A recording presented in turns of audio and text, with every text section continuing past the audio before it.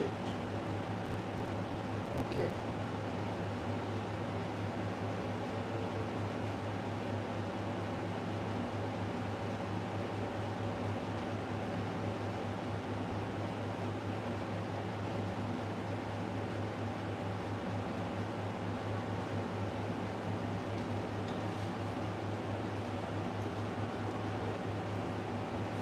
Okay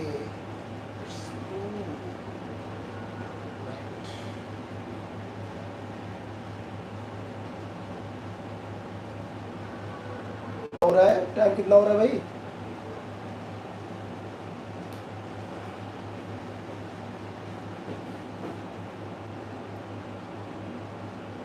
okay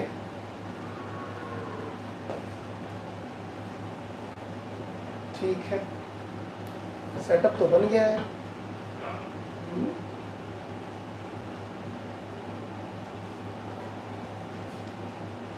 marker, markers के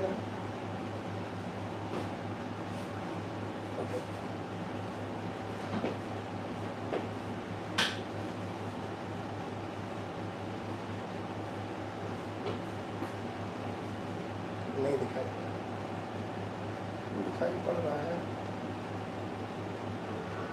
good evening. Okay दिखाई तो सब पड़ रहा है। ठीक है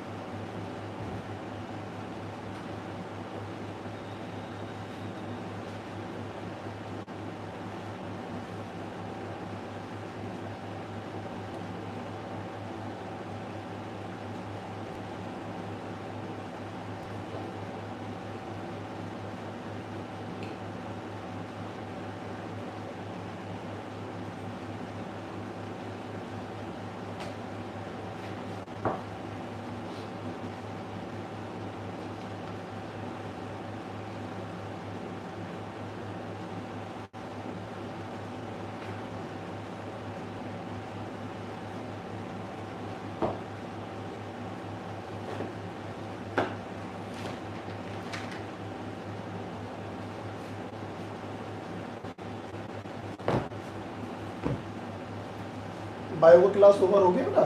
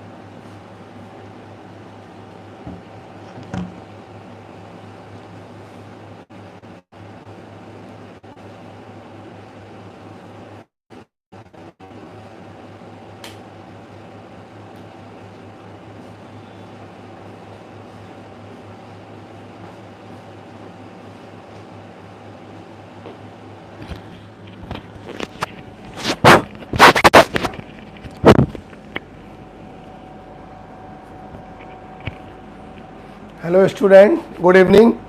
बेटा आवाज़ आ रही है? एक बार यस बोलो जरा, व्हाट्सएप करो यस आवाज़ आ रही है, और कमेंट भी दिखाई पड़ रहे हैं।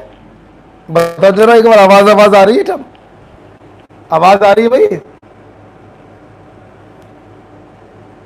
आवाज़ आ रही है? ओके ओके ठीक है। धर्मेश द्विवेदी, ठीक है, आवाज़ आ रही है, राइट। तो कल क्या हुआ था कि कल तो मैं पढ़ाता ही चला गया, मुझे तो होश ही नहीं रहा, मैं तो पढ़ाने में खो गया, और आफ्टर सम टाइम आपका वीडियो डिस्कनेक्ट हो गया था। तो चलिए अब दोबारा पढ़ाना पड़ेगा। खैर मैं तो यहाँ तक पढ़ा चुका था, मैंने वुड्स रिएक्शन भी ख़त्म कर दिया था। खैर कल की जो हमारी क्लास थी कल की जो हमारी क्लास थी, मैंने एक SW वाला क्वेश्चन कराया था, और उसके बाद क्या देखा था, हाँ ओजोनोलिसिस हम लोगों ने पढ़ा था, वो पूरा हो गया था।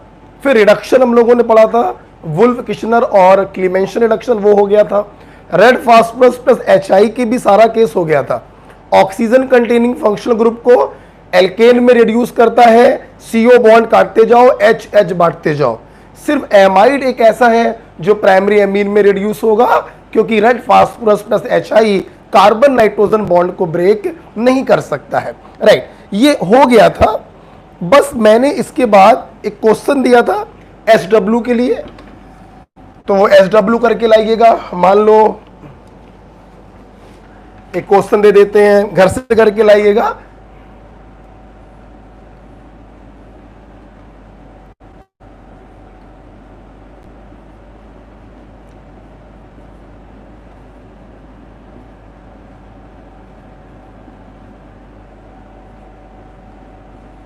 ओके, ये ले लीजिए। इसके ऊपर आपको काम करना है रेड फास्फोरस प्लस HI का, राइट। और ले लीजिए, you know what, this is glucose.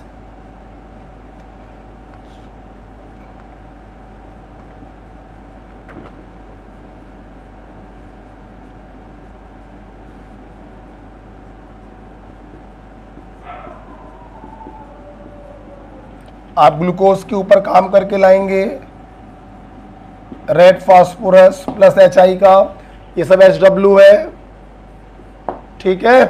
और SW देख लो भाई, एक दो SW में और दे रहा हूं। फॉर एग्जांपल से इसको लिख लो यार, जगह नहीं है, इसको लिख लो, जगह नहीं है। SW करके लाना, रब कर दे रहा हूं भाई, रब कर दे रहा हूं, घर से करके लाइएगा। What is this is glucose. Glucose पर रेड फास्फोरस प्लस HI का फंक्शन क्या होगा,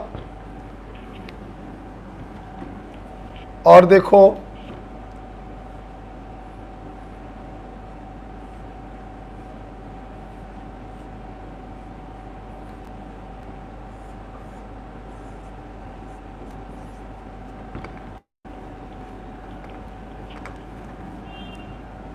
इस पर करके लाना है आपको।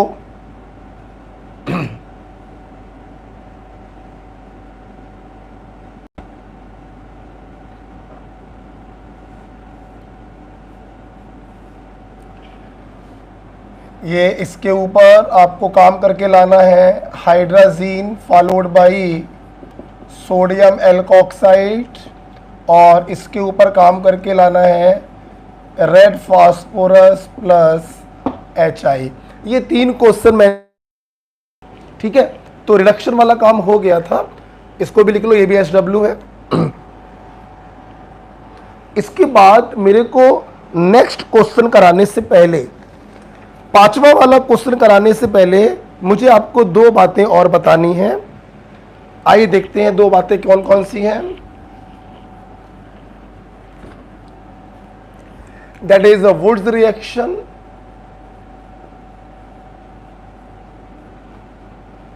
इंपॉर्टेंट रिएक्शन है। वुड्स रिएक्शन क्या होता है? वुड्स रिएक्शन सुन लो भाई, एल्किल हैलाइड का रिएक्शन सोडियम से कराते हैं in presence of dry ether. देखो जरा क्या होता है, ध्यान से देखना बेटा।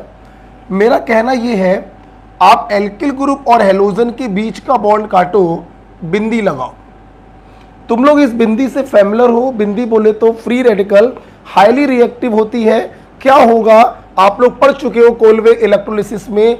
ये बिंदी क्या करेगी, दूसरी बिंदी के साथ कंबाइन करेगी और जस्ट डबल कार्बन का एल्केन बनाएगा। अच्छा बेटा, सोचने वाली बात अब यहां पर ये है, कंबाइन कर रही है। कहने का मतलब है जो ये है वही ये है। कहने का मतलब है अगर आप इसको बीच से काटते हैं तो ये दो बराबर भागों में बटेगा।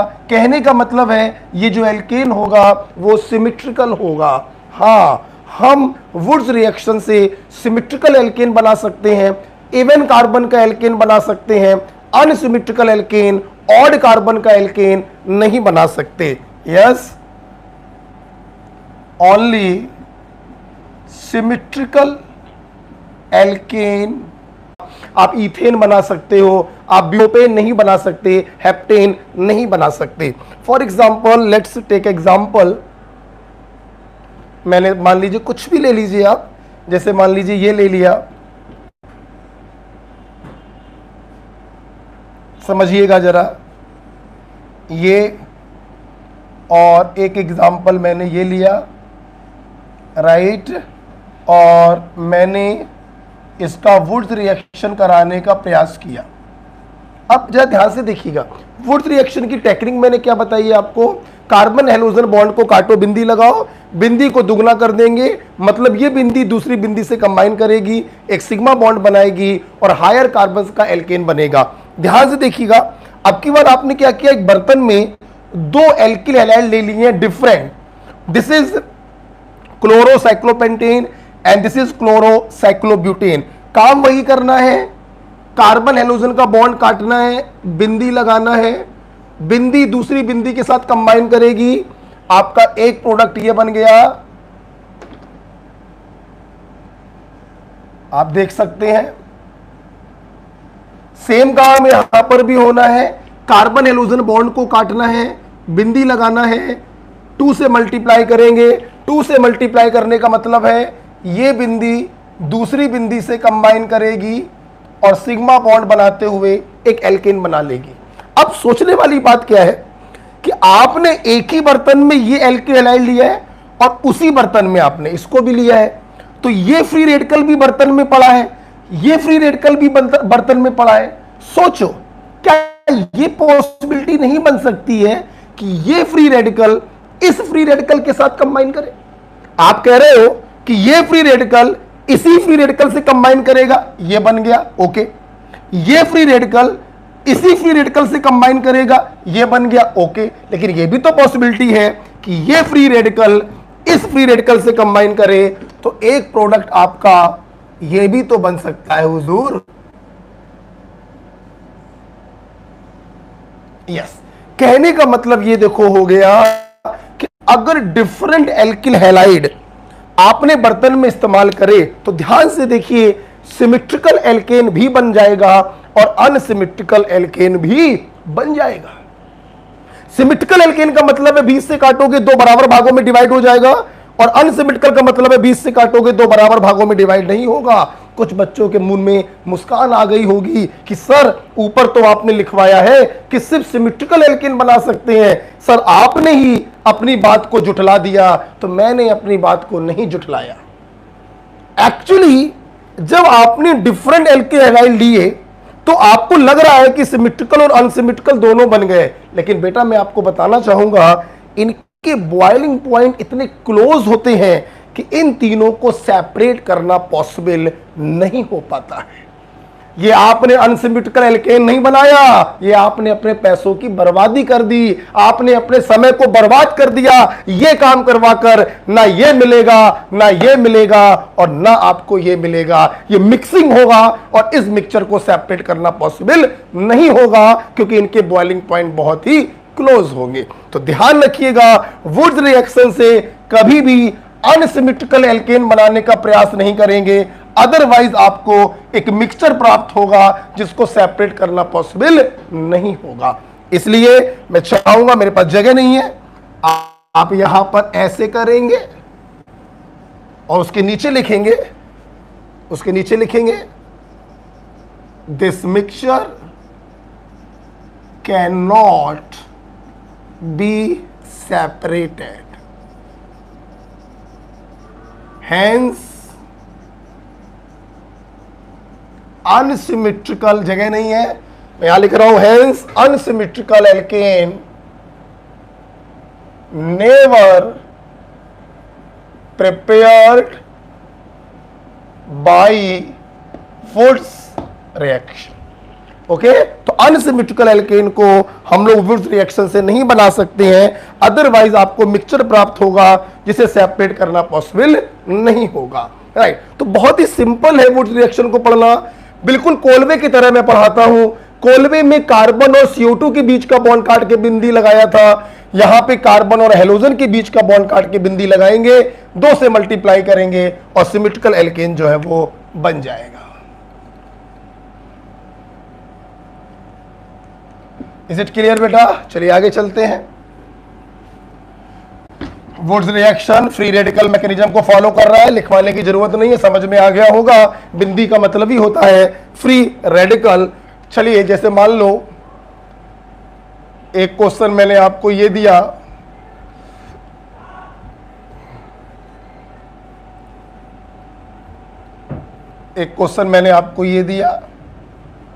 अब इस क्वेश्चन को देखकर मुझे नहीं लगता मेरे किसी स्टूडेंट को प्रॉब्लम हो रही होगी, क्योंकि मैंने ऐसे क्वेश्चन आपको कोलवे में भी कराए हैं। बिल्कुल कोलवे का डिक्टो फोटोकॉपी है। कोलवे में मैंने यही सवाल कराया था, यहां पे COONA और यहां पर COONA, सेम चीज यहां पर भी करना है, सेम चीज यहां पर भी करना है। एक मिनट बेटा, सेम काम आपको यहां पे करना है। कार्बन हेलोजन बॉन्ड कटेगा, बिंदी लगेगी, कार्बन हेलोजन बॉन्ड कटेगा, बिंदी लगेगी। आई एम डैम श्योर हमारे स्टूडेंट को याद आ गया होगा कि हम लोग इन दोनों बिंदी को अगर जोड़ेंगे, अगर इन दोनों बिंदी को हम लोगों ने जोड़ा तो बेंजीन का एक ऐसा स्ट्रक्चर बनेगा जिसको हम लोग डेवर स्ट्रक्चर के नाम से जानते हैं, समथिंग लाइक दिस। लेकिन मेरे स्टूडेंट जानते हैं कि डेबर स्ट्रक्चर से ज्यादा स्टेबल स्ट्रक्चर होता है कैकुल स्ट्रक्चर, इसलिए हम लोग कभी भी डेबर स्ट्रक्चर को नहीं बनाते हैं, बल्कि हम लोग क्या करेंगे, ये बिंदी रेजोनेंस के द्वारा यहां पर पहुंचेगी। ध्यान दो सब लोग, प्लीज सामने देखिए, लिखने बंद करिए। मैंने इसको नहीं छेड़ा, is it okay?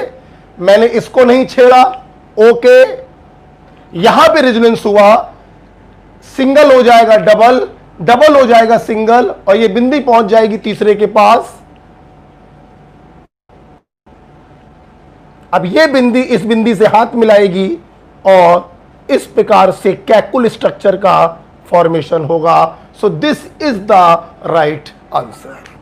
Baba clear हो रही? तो अगर कोई डाई हेलोजन डेरिवेटिव आपको दिया जा रहा है तो 2 से मल्टीप्लाई करने की कोई जरूरत ही नहीं है, वो बिंदियां आपस में हाथ मिला लेती हैं और इस प्रकार से आपका प्रोडक्ट बन जाता है। Okay, so this is about the wood reaction.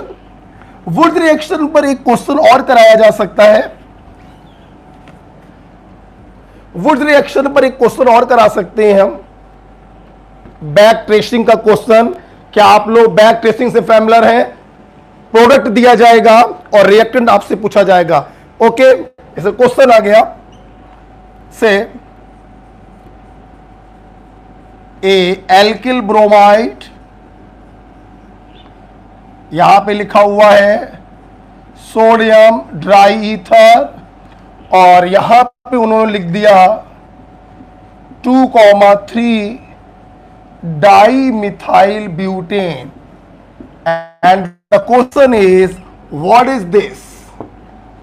मैंने अभी अभी आपको बताया था कि वुड रिएक्शन से जो एल्केन बनते हैं वो सिमेट्रिकल होते हैं। सिमेट्रिकल का मतलब अगर एल्केन को हम 20 से काट दें तो हमें आर पता चल जाएगा। क्या पता चल जाएगा बे? आर। और जब आर पता चल गया तो उस आर में बी आर लगा दोगे तो एल्किल ब्रोमाइड भी तो पता चल गया। यस, अपन क्या करेंगे, सबसे पहले इसको खोलेंगे। ब्यूटेन का मतलब 4 कार्बन, नंबरिंग आप कहीं से कर सकते हैं, 1 2 3 4। एन का मतलब single bond, 2,3 di methyl, 2,3 di methyl. इसका स्ट्रक्चर ये है, आप देख सकते हैं ये एक सिमेट्रिकल एल्केन है। आप इसको 20 से अगर काटें तो ये 2 बराबर बराबर भागों में कट रहा है, और जो ये भाग आपको मिला यही भाग क्या होता है, अभी अभी पढ़ा था आपने, आर। ओके, तो अपन क्या करें, अपन को आर पता चल गया, अपना आर ये है, और इस आर के इस खाली हाथ से हमने बी आर को लगा दिया।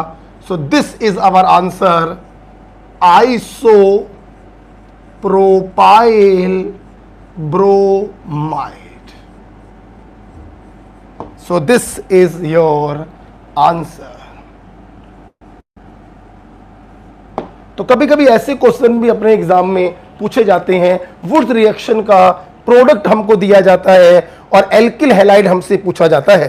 क्योंकि वुड्स रिएक्शन से हम सिमेट्रिकल एल्केन ही बना पाते हैं, जिसको 20 से काटने पर 2 भाग एल्किल ग्रुप को डिनोट करेगा, और उस एल्किल ग्रुप के खाली हाथ से हम हेलोजन को लगा देंगे तो हमें रिएक्टेंट जो है वो पता चल जाएगा। So the answer is isopropyl bromide, right. So this is about the woods reaction. Okay, I hope आपको मजा आ रहा होगा, चीजें समझ में आ रही होंगी। मैं बार बार कह रहा हूं, अब क्लास तो नहीं है, वरना क्लास में तो वुड्स रिएक्शन में बहुत कुछ होता है, बट ये इतना हो गया कि नीट का क्वेश्चन आपका फंसेगा नहीं, वो आराम से आप निकाल लोगे। ठीक है, ओजोलिसिस हो गया, रिडक्शन हो गया, वुड्स हो गया। अब एक पॉइंट मुझे और पढ़ाना है अबाउट ऑक्सीडेशन, अबाउट ऑक्सीडेशन। देखो बेटा, ध्यान से देखेंगे, अपन के वो जो एल्कीन है ना, एल्कीन, हमें इस एल्कीन में 2 ऑक्सीडेशन पढ़ने हैं बेटा। बोलो जनाब, कितने पढ़ने हैं? 2। एक माइल्ड ऑक्सीडाइजिंग एजेंट और दूसरा स्ट्रॉन्ग ऑक्सीडाइजिंग एजेंट। 2 स्टेप बता रहा हूं, जब मैं क्लास में पढ़ाता हूं तो मैं 3 स्टेप पढ़ाता हूं, बट कोई जरूरत नहीं है, आप 2 स्टेप पढ़िए, ऐसी की तैसी सवाल सॉल्व होगा। जैसे देखो बेटा, फॉर एग्जांपल ये रहा RCH डबल बॉन्ड CH2, मान लो ये कोई एल्कीन हमने लिया हुआ है। ठीक है, अब इस पे आपने क्या किया, आपने इस पे कोई माइल्ड ऑक्सीडाइजिंग एजेंट को डाला। ध्यान दो बेटा, माइल्ड ऑक्सीडाइजिंग एजेंट में क्या होगा, वाटर की प्रेजेंस में ऑक्सीडेशन होगा। ध्यान से जरा देखेंगे, अगर हम water in presence of oxygen, क्या मैं इसको ट्वाइस OH लिख सकता हूं? लिख सकता हूं। क्या हुआ, एक पाई बॉन्ड कटेगा, दोनों का एक एक वैलेंसी फ्री हुआ, एक OH यहां चला गया, एक OH यहां चला गया, और आप देख सकते हैं आपको प्राप्त हो गया ग्लाइकॉल। हमारी पूरी क्लास जानती है कि हम लोग विस डाइऑल को ग्लाइकॉल के नाम से जानते हैं। यही मेरा कारण है कि this step is called hydroxylation. This step is called hydroxylation. जब एल्कीन के ऊपर कोई माइल्ड ऑक्सीडाइजिंग एजेंट डालते हैं, पाई बॉन्ड कटा, एक OH इधर, एक OH इधर, OH ग्रुप का एडिशन हो रहा है, हाइड्रोक्सिल ग्रुप का एडिशन हो रहा है, इसीलिए नाम पड़ जाता है हाइड्रोक्सिलेशन, और आपको प्राप्त होता है विस डाइऑल, बोले तो ग्लाइकॉल। बात करते हैं स्ट्रॉन्ग ऑक्सीडाइजिंग में क्या होगा। आइए फिर से कोई एग्जांपल ले लेते हैं। आजा आजा आजा मेरे भाई, आजा, बेइज्जती ना करा। आ गया यार भाई, चालू हो गया, तुम लोग बताओ जरा। अबे व्हाट्सएप तो करो, बताओ चालू हुआ कि नहीं हुआ। चालू हो गया, आई थिंक क्लास, अबे अब तो चालू हो गया। हेलो, हेलो, चालू हो गया बेटा? नहीं चल रहा है सर। देखो तो यार, मैंने चालू कर दिया है। अच्छा ठीक है। देखो देखो जरा।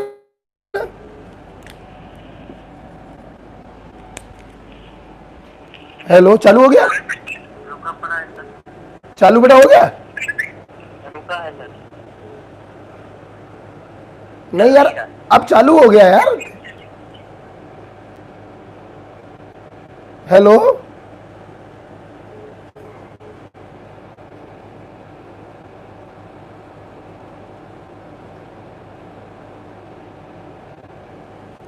अब तो चालू हो गया है, टाइम भी पड़ रहा है आगे। आ रहा मेरा? फिर क्या प्रॉब्लम हो रही है?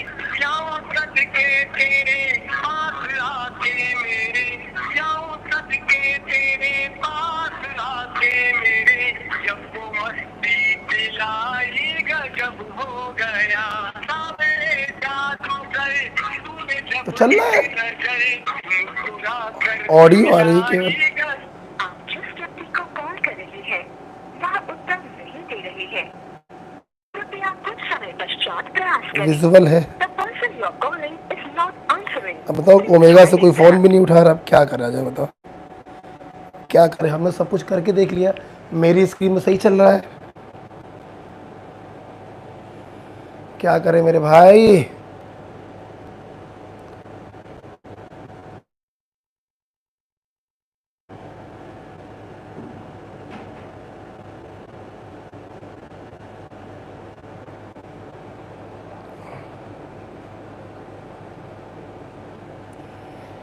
आवाज़ आ रही है, बच्चे बता रहे हैं, लेकिन चल नहीं रहा है। क्यों नहीं चल रहा है? यहाँ तो आवाज़ सही आ रही है, मुझे क्या मालूम क्या हो गया है से। हेलो, हेलो सर, आपकी आवाज आ रही है पर वीडियो नहीं आ रही है। अरे बड़ी मुश्किल से चालू किया है साला, अब आवाज़ आ रही है यार, वीडियो साफ तो दिखाई पड़ रहा है यार, हमारे मोबाइल में दिखाई पड़ रहा है जहाँ पे लाइव चल रहा है यार। तो यहाँ आपकी आवाज पूरी क्लियर आ रही है लेकिन वीडियो नहीं आ रही है। अरे यार पक गए यार, रखो, मोमेगा से कोई फ़ोन भी नहीं उठा रहा यार, देखते हैं एक दो बार।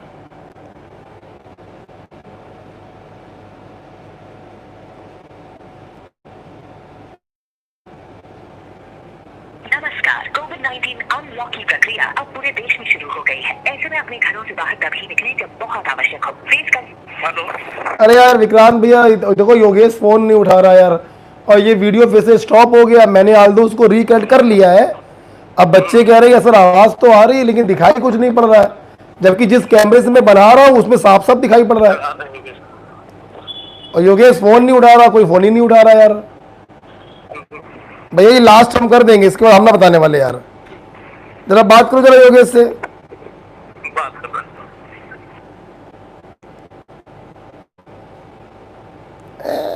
नौटंकी, फ़ोन ही नहीं उठाना है।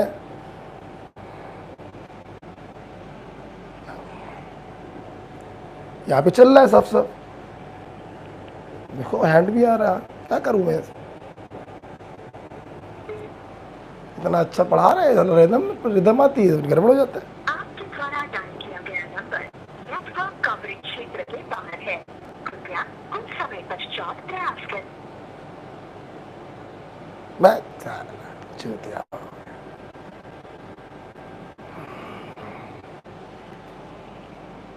और दिन कौन दिन है आज? वेंसडे, आज दिन है वेनेसडे।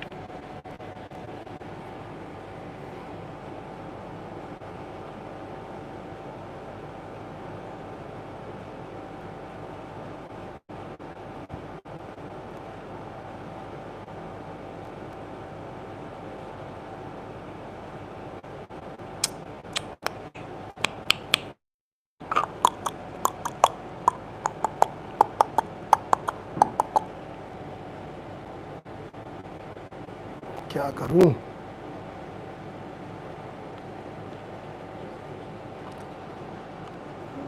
आया अभी? स्क्रीन स्क्रीन चालू हुई बेटा? तुम लोग बताओ। नहीं चालू है अभी भी? बताओ, कोई फोन नहीं उठा रहा, कितनी गलत बात है बताओ। आपके द्वारा डायल किया गया नंबर अभी व्यस्त है, कृपया कुछ समय पश्चात।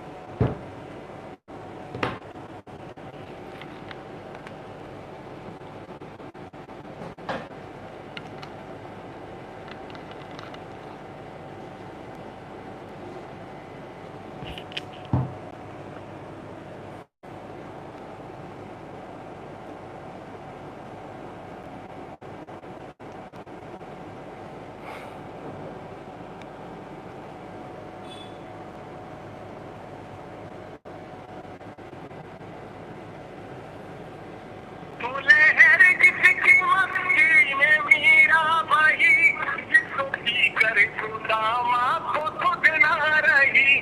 जाऊं सदके तेरे पास आके मेरे, जाऊं सदके तेरे पास आके मेरे। जब वो मस्ती पिलाई गजब हो गया, सावरे जादू गए तूने जब एक नजर मुस्कुरा कर। आप जिस व्यक्ति को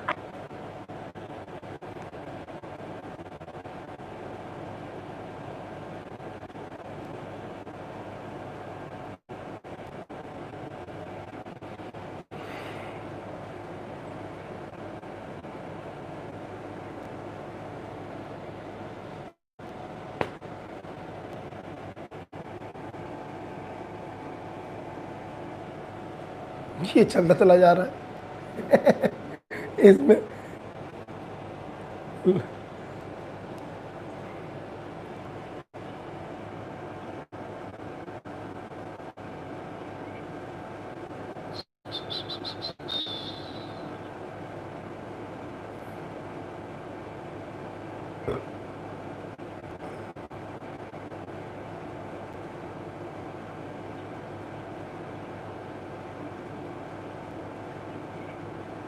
भाई पता नहीं क्या हो रहा है।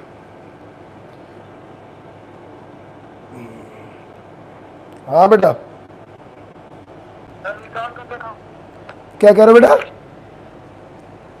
लेक्चर बाद में रिकॉर्ड करके डाल दीजिएगा। अब देखो 2-4 मिनट में और देख रहा हूँ, उसके बाद भैया हम कुछ करने वाले नहीं है, क्योंकि ऐसे तो नौटंकी रोज की हो रही है यार। अजीब बात है यार, मैं कॉल कर रहा हूँ या कोई कॉल ही नहीं उठा रहा ओमेगा में यार। मैं साला नहा धो के काम पढ़ाने चालू करता हूँ और यार बदतमीजी हो जाती है यार। अब देखते हैं भाई यार, अब हम कॉल कर रहे हैं बार बार ओमेगा क्लासेस को, अब देखते हैं कोई बताता है कुछ तो देखते हैं, ठीक है? ठीक है सर, ठीक।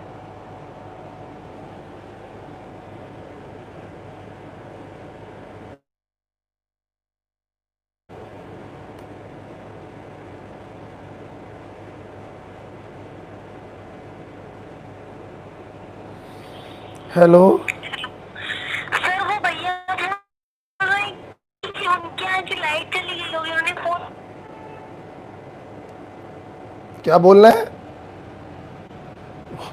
अर्जी की बातें, बच्चों को बरगला रहे हैं और कुछ नहीं है।